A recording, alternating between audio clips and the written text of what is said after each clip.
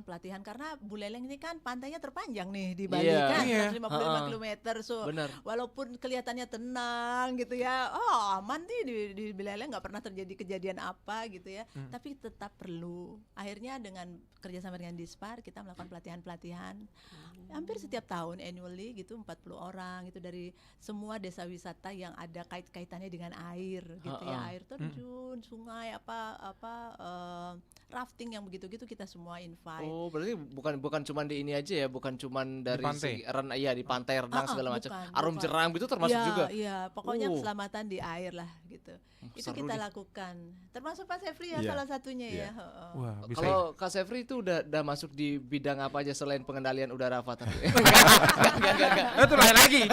Lain lagi. Maksudnya di water sport atau di selama berkecimpung bersama dengan Balawista tuh udah berapa lama dan share pengalamannya dong Kak? Kalau dunia profesional saya di diving ya.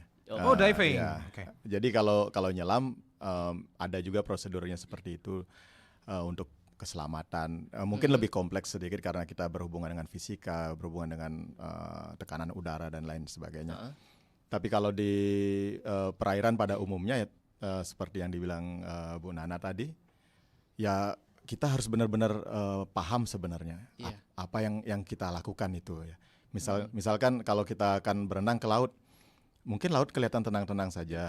Cuma kita harus ingat juga, ini perairan, bukan zona hidup manusia ini. Ya, jadi bernafas itu wajib kalau kita ya. Jadi mengambang ya kayak dibilang tadi, ngambang penting sekali kemampuan untuk ngambang. Tapi ada yang lebih penting lagi untuk tidak panik. Jadi susah banyak orang yang punya skill, tapi kemudian masih belum bisa mengendalikan sikap paniknya. Jadi walaupun kayak dibilang tadi cuma selutut airnya, cuma ngerasa tenggelam gitu, saking panik itu. Sampai malu. Itu. Saya sama lagi gitu.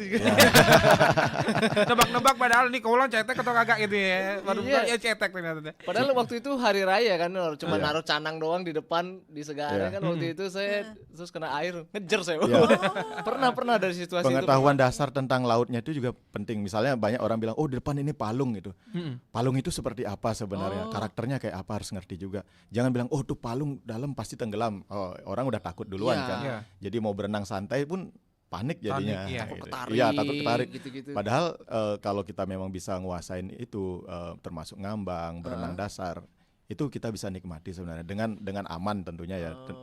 Dan jangan pernah melakukan itu sendirian. Jadi tetap ada teman yang ngawasin. Iya. Jadi makanya di sini fungsi penting pengawasan untuk wilayah pesisir itu penting sekali sebenarnya. Dan karena kita juga termasuk daerah yang punya pantai terpanjang gitu. Jadi selain jadi salah satu tempat wisata ya kan siapa tahu ya sama Ayang ya, sayang yuk kita renang ke pantai yuk datang berdua pulangnya sendiri. Jangan sampai kan. Takutnya kayak gitu. Tapi di sini kan kalau ngomongin soal water safety ya otomatis kan penanganannya atau caranya berbeda-beda gitu ya. Di pantai, sungai dengan danau mungkin ada metode yang berbeda mungkin. Dari sini mungkin juga anak muda perlu tahu istilahnya kadang-kadang kan kita jalannya ke danau, jalan-jalan ke sungai gitu untuk rafting, kadang-kadang ke laut juga ya pastinya. Lebih sering ke laut sih sebenarnya kalau untuk di Singaraja. Nah, ini beda-beda enggak sih untuk water safety-nya gitu? Ya, basically intinya sih sebenarnya sama ya, penyelamatan kita melihat korban dalam keadaan either tanpa nafas atau dengan nafas gitu ya, kondisinya mungkin sama, cuman yang membedakan mungkin ya situasi lingkungan. Kalau misalnya kayak di sungai gitu kan mungkin ada terjal, ada bukitnya, mungkin ada bebatuan. Kalau di laut kan mungkin dia lapang dan kita bisa cepet gitu ya. Kalau itu kan mungkin ya situasi kadang-kadang kan orang-orang turis itu kan ke daerah wisata air itu yang situasinya itu agak-agak ya unik tapi membahayakan sebenarnya, ekstrim, bebatuan segala macam, terjal. Nah itu mungkin yang akan menjadi kendala ya dalam memberikan penyelamatan yang cepat gitu. Tapi kalau pantai kan lapang gitu bisa cepat. Nah kalau misalnya nih kayak saya kan awam ya kayak jadi maksudnya ketika selama ini saya tuh takut naik kanu tuh loh yang di danau kan, datang ke Bedugul, ke Tamlingan, kemana pun tuh nggak pernah saya sewa itu nggak pernah. Takutnya nanti kalau misalnya nih kita udah di tengah air, dalam kondisi kita nggak bisa renang, walaupun bisa renang tapi nggak secepat itu mencapai daratan. Apa yang perlu kita lakuin kalau misalnya pas siapa tahu kan nyemplung pas kita lagi rekreasi kan ya awalnya liburan masa buka lembaran baru habis itu jadi susah gitu. Yang Di dunia pasti yang lain. pencegahan dulu ya. Jangan berpikir apa yang harus dilakukan dulu, tapi pencegahan yang paling penting. Misalnya ndak pede dengan renang, tapi kita ingin menikmati wisata air gitu. Yeah. Pelampung itu wajib. Pelampung. Ya. Oke. Jadi kita nggak bisa renang, sepanik apapun kalau udah pakai pelampung kan ngambang aja tuh. Ya itu yang wajib. Apalagi kalau di air tawar, orang cenderung lebih gampang tenggelam ketimbang di air asin. Iya. Kenapa gitu? Berat jenis air asin itu lebih besar daripada air Lebih gampang ngapung di pantai di sebenarnya. pantai. Ya, air garam itu lebih berat daripada Benar. air tawar soalnya. Jadi kita lebih ngapung kalau di air tawar, air garam. Nah, tapi secara keseluruhan walaupun itu lebih ngapung atau apa, kalau sudah tidak pede dengan skill sendiri atau mungkin panik, wajib pakai pelampung. Nah, yang sering muncul apalagi di teman-teman yang masih berjiwa muda ya, merasa ego masih lumayan tinggi. Jadi, wah, nggak usah lah pakai apa-apa. Iya, biasanya Udah kayak telanjang gitu. dada aja. Iya. Wah, ini kayak Iya. kadang sama teman juga saling memprovokasi. Iya. Masa segitu aja pakai pelampung? Padahal itu benar-benar. penting sekali, apalagi kalau perairan kayak air tawar, apalagi kayak sungai. Wah, itu dengan arus yang cukup kencang. Kalau kita walaupun memang sudah terbiasa berenang dengan bagus ya, tapi kalau udah ketemu arus tetap wajib itu. Jadi untuk penyedia wisata air pun juga wajib sebenarnya memperhitungkan safety seperti itu. Jadi wajib pakai pelampung gitu. Nah. Di manapun. Nah, kalau dari segi ininya sendiri, misal kita sudah dalam istilahnya itu belajar diving, atau mungkin yang pengen belajar renang di laut atau di mana gitu. Kalau di kolam renang kan dia airnya biasa aja tuh, jadi nggak ada arusnya. Nggak ada arusnya. Nah, kalau di pantai gimana? Di pantai karakternya berbeda-beda, tergantung juga ombak, ada juga arusnya. Arus ada juga di pantai. Jadi kadang-kadang pantai itu seperti sungai deh, ada alirannya. Terus ada namanya rip current ya namanya, yang bisa narik kita. Dan itu penting untuk dipelajari. Mungkin sekarang visualnya nggak bisa pada intinya kita terlihat itu air nyeret kita ke tengah, tapi kalau kita ngerti cara handle-nya itu malah sering dicari orang untuk surfing misalnya. Nah itu Bu, tapi kalau misalnya kita mau belajar gitu ya, awal-awal siapa tahu ada yang pengen teman Pro 2 yang pengen join ke Balawista juga kan. Jadi awal kita untuk join ke sana sebagai volunteer tuh kegiatannya apa aja? Apa emang harus terjun ke air terus yang nggak bisa renang apa boleh gabung atau gimana? Iya itu kan boleh banget gitu, apa namanya, tanpa renang kita sering melakukan apa namanya edukasi, sosialisasi, pelatihan bahkan untuk anak-anak kecil, untuk nippers. Anak-anak kecil yang takut sama air teriak-teriak kalau lihat air, kita dengan game edukasi setiap hari Minggu. Itu kita kan akhirnya dia mulai berteman dengan air, kenal dengan air biasa gitu. Ada yang sampai teriak-teriak karena takut sama air, cuman berani nyolek-nyolek buat di mukanya aja, nggak berani dia nyemplung masukin air tuh sama sekali nggak berani. Iya, jadi welcome untuk mereka yang tidak punya belum memiliki skill berenang, karena di Balawista itu kan ada beberapa unit, ada beberapa divisi. Ya ada yang di bagian admin atau ada yang di bagian apa namanya ya pelaporan gitu ya. Kemudian ada yang benar-benar di penyelamatan gitu. Ya. Wah ini menarik banget teman Pro 2 ya. Kita mau undang kamu buat ikutan join di Spada pagi ini. Boleh langsung komen di aplikasi RRI Digital, mention kita di Instagram juga di @RRI Pro 2 Singaraja. Dan yang paling penting teman Pro 2 yang punya pertanyaan soal air, mau renang, mau olahraga, mau apapun itu, langsung bareng sama sekretaris Mbak kita di Balawista dan juga langsung sama volunteernya pagi ini di 0811 399 1054. Kamu masih mendengarkan Spada di Pro 2. Masih banyak hal-hal yang seru yang Spada bakal bagi buat kamu. Enjoy your stay in Spada.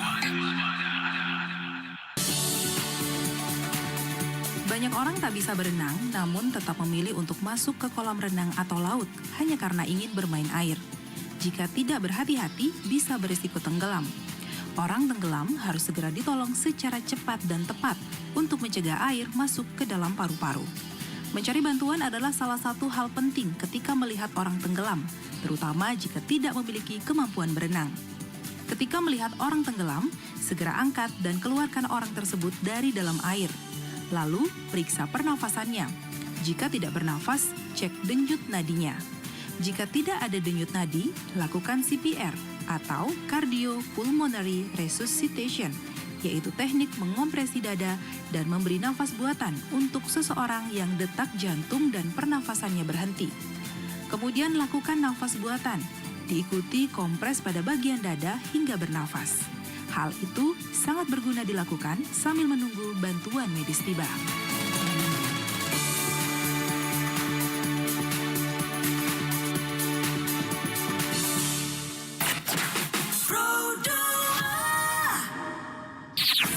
Kembali lagi bersama Spada. Selamat pagi teman Pro 2. Jangan lupa untuk follow Facebook, Instagram, dan YouTube channel di RRI Pro 2 Singaraja.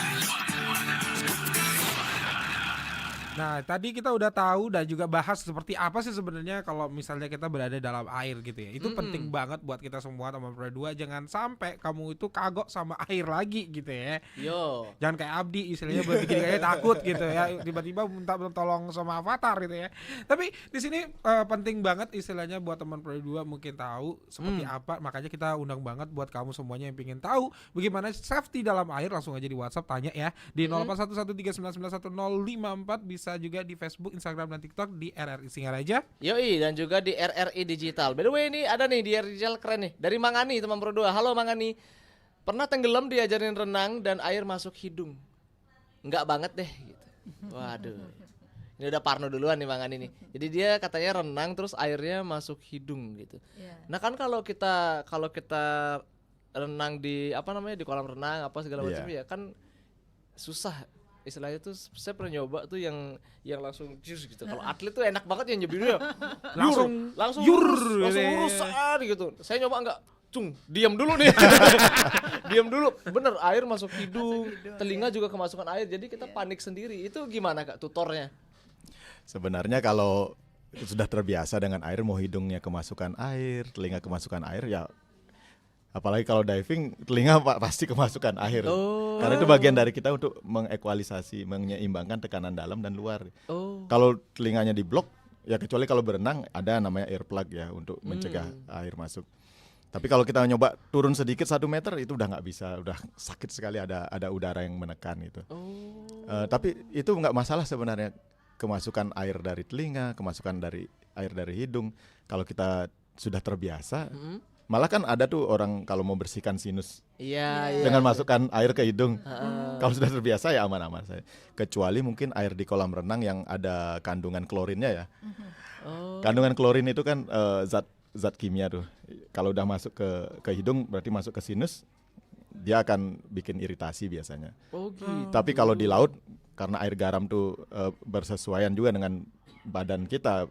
Kayak air mata kita itu kan air garam semua, asin. Jadi nggak masalah sebenarnya. Cuman kalau yang masalah air masuk hidung dan terus menerus ya itu jangan sampai. Dari sirkulasi dong ya. Dari sirkulasi dong, beda nih.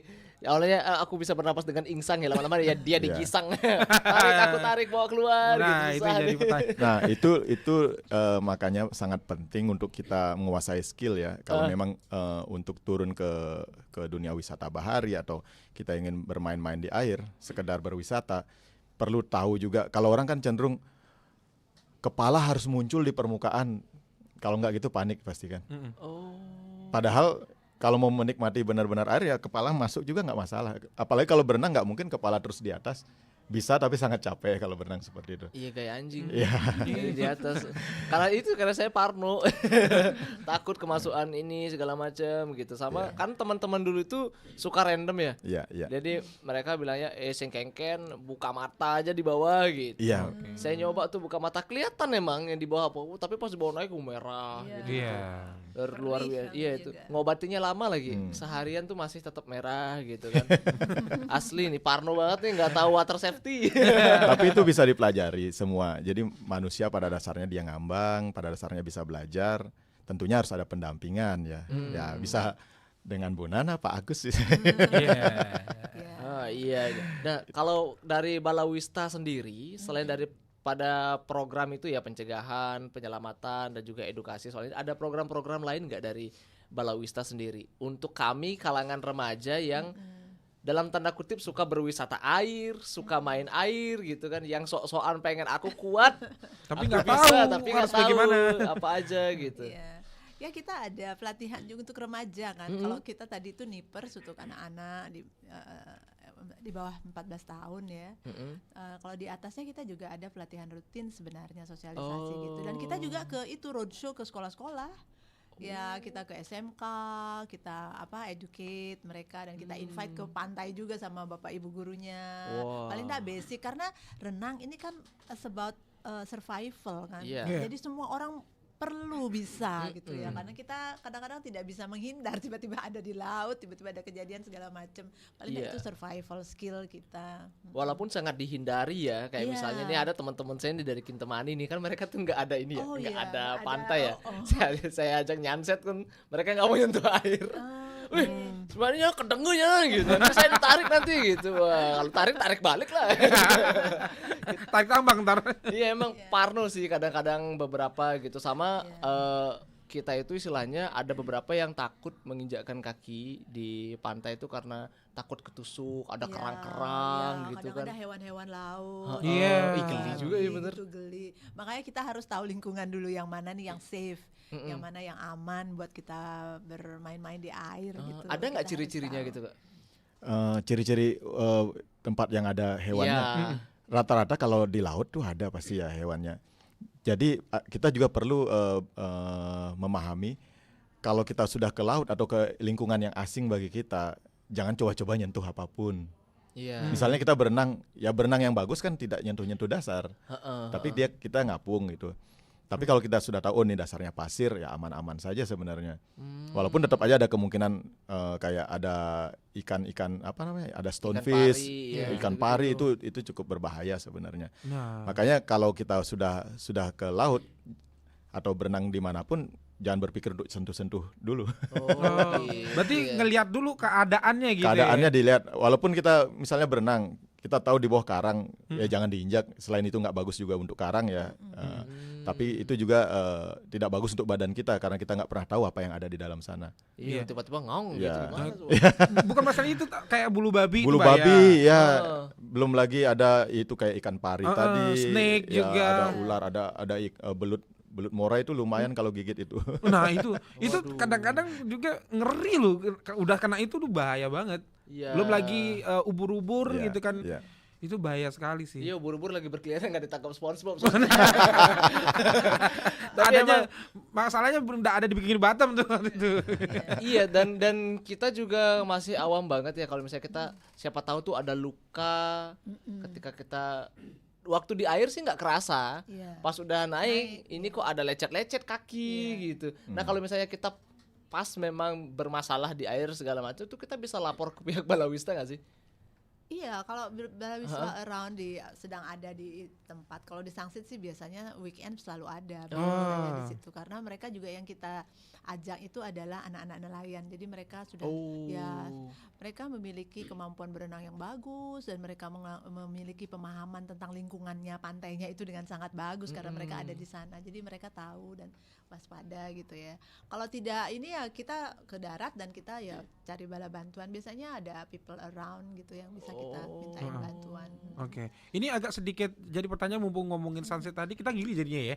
Karena di rumah nggak ada istilahnya nggak ada balawista gitu ya. Nah ini jadi pertanyaan dari ujung barat sampai timur itu kan pantai banyak banget gitu ya. Betul.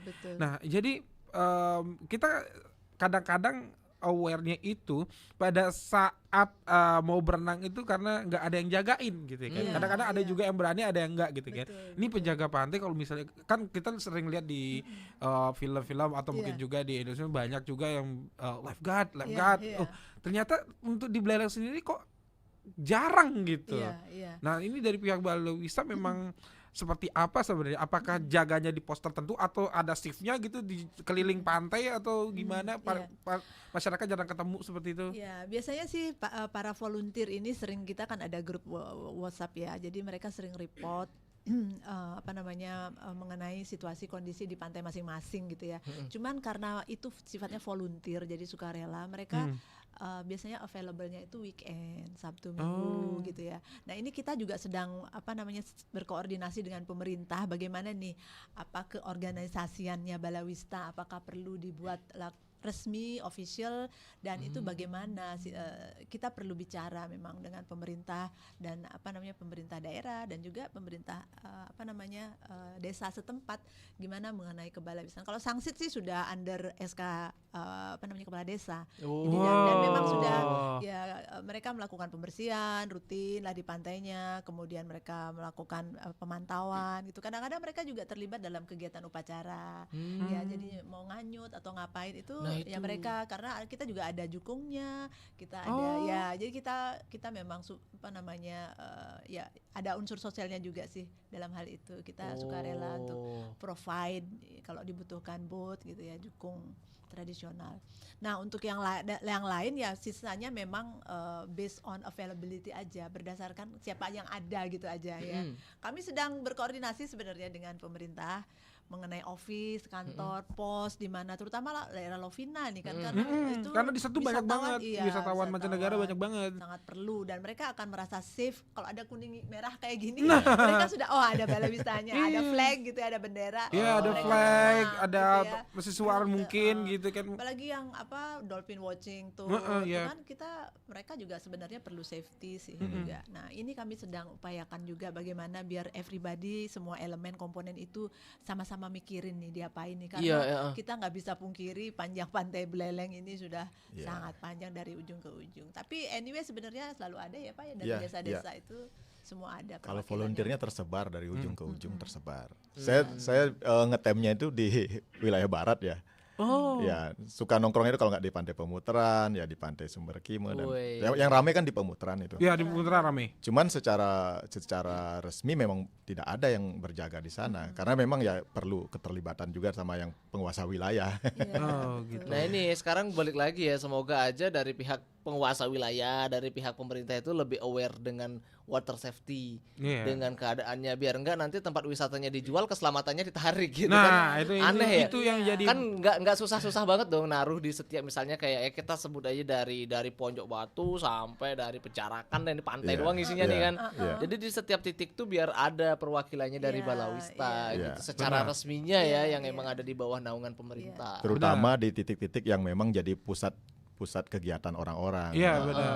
Salah satunya Lovina Beach sih. Iya, di situ benar-benar perlu banget, karena ya seperti bule itu kan ya this is beach gitu loh. So safety first karena mereka nggak akan mau berenang mungkin ya, memang sekarang sih bebas-bebas aja berenang gitu kan. Tapi kalau misalnya ada safety-nya atau orang yang bertugas untuk itu, rasanya jauh lebih lebih ngena di bule gitu. Dia merasa lebih aman karena kan dia mungkin SOP-nya di negaranya kan seperti itu.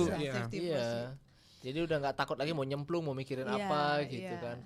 Ya apalagi orangnya awam kayak Abdi.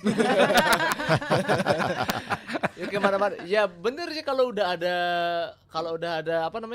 ada memang target yang safety yang akan membantu, kalau misalnya Abdi kesedak air, siapa tahu kan. Kan nggak selamanya sesek dadanya ditekan-tekan biar sampai keluar tuh di film doang begitu tuh.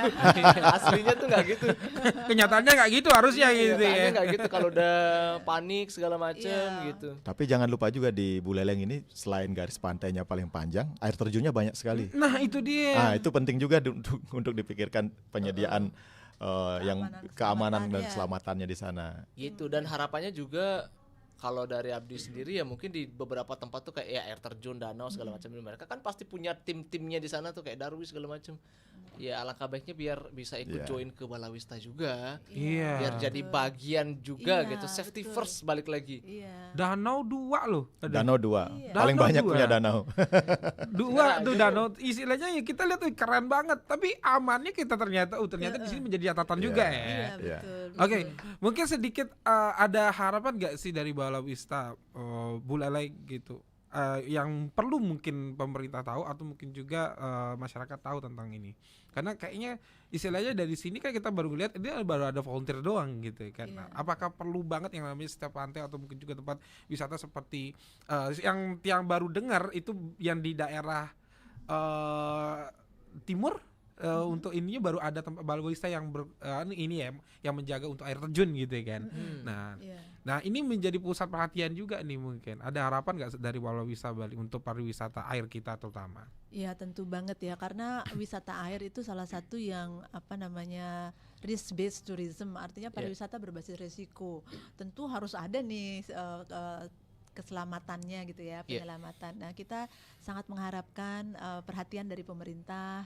Kemungkinan kita sangat welcome kalau mau duduk bersama untuk gimana nih mengelola wisata air di Kabupaten Buleleng yang selamat, yang aman gitu ya, sehingga para wisatawan itu dicegah lah dari adanya kecelakaan karena aktivitas di air. Iya benar, biar nggak dikit-dikit tuh tongosnya tenget gitu. Ya. Padahal ya ada water gitu safety. keluarnya gitu ya, padahal kayak gitu. Ini kaki udah lecet-lecet, wah kayaknya banyak liatnya juga ya gitu. Iya, itu dia tuh bahaya. Jadi pemikiran masyarakat ini kan lebih banyak kan ke sana gitu ya, yang benar, kita harus kita harus paham juga gitu loh. Teman berdua pasti kan istilahnya ya karena nggak safety aja makanya kita kayak gitu, dikit-dikit yang salah lautnya gitu. Iya awalnya gitu ya. Kapan renangnya kemarin Bu, ngecek kalender set. Sekarang uku bala nih nggak boleh renang gitu. Ini purnama nih surut nih. Purnama Nggak surut boleh nih, gitu. Kalau Abdi digituin udah dijawab ini wukunya wuku bala nih, balawista nih ada nih aman, aman boleh renang gitu. Aman gitu.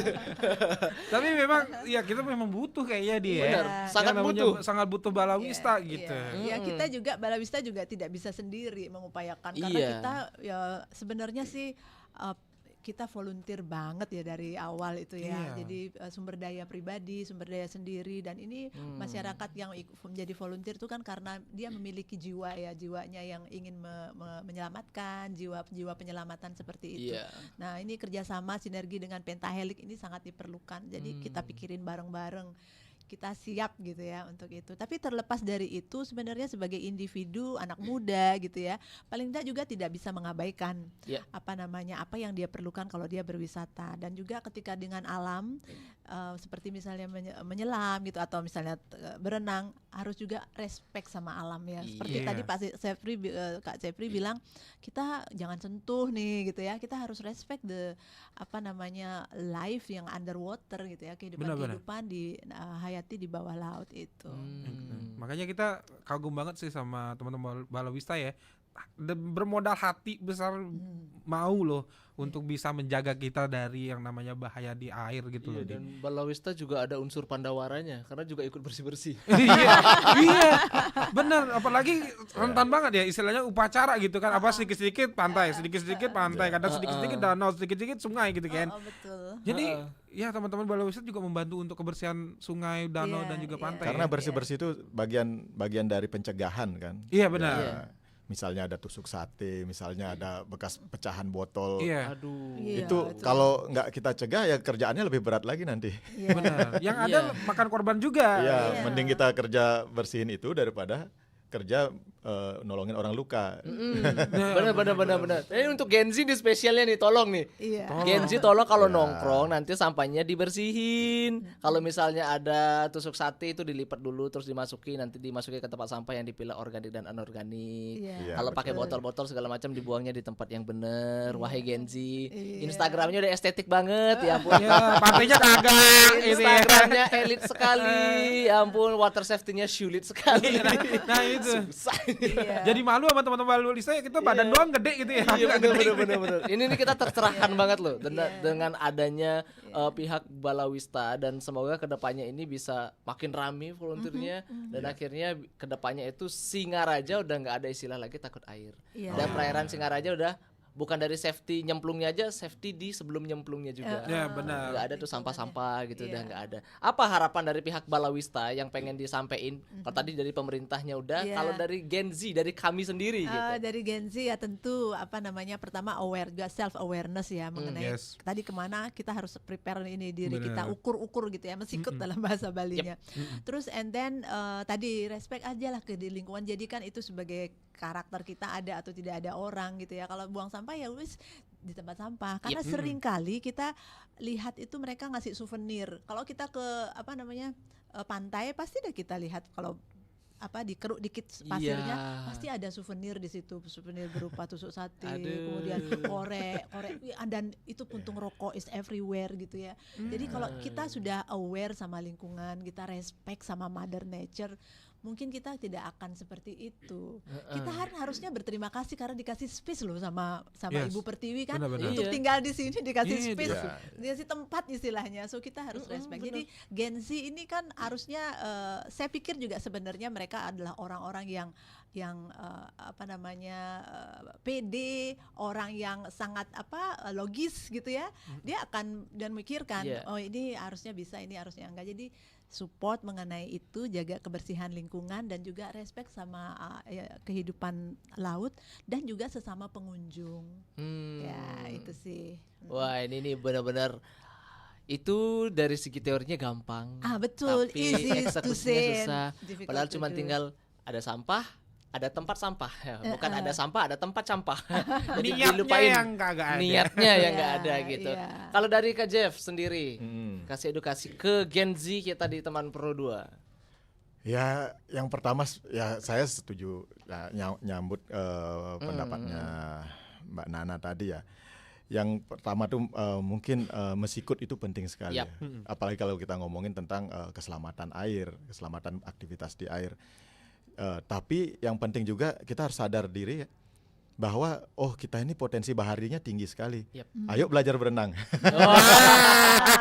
harus Kena bisa singgung berenang. lagi Ya. kita nih. Oke. Kena Ya. singgung lagi kita nih, harus belajar berenang nih. Dari Kak Jeffrey, kata-kata dari Kak Jeffrey tadi harus belajar berenang. Gen Z jangan cuma belajar berenung. Kita harus bisa menyelami kehidupan dan juga perairan ini. Thank you banget teman Pro 2 udah join di obrolan kita hari ini, udah tanya juga di RRI Digital, aku udah tanyain juga langsung tadi teman Pro 2, thank you banget di live kita juga yang udah nonton dan juga di spesial sosial media kita yang udah di-mention. Sampai jumpa di obrolan berikutnya. Kamu masih mendengarkan Spada di Pro 2. Masih banyak hal-hal yang seru yang Spada bakal bagi buat kamu. Enjoy your stay in Spada.